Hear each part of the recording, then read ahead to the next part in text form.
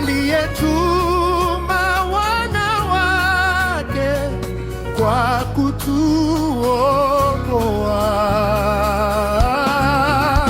Heri jina lake, heri jina lake, heri jina la Yesu Bwana. Heri jina lake, heri jina lake, heri jina la Yesu Bwana. Ni juu ya majina yote linakuzwa sama, na malaika wanaabudu mwenye nguvu.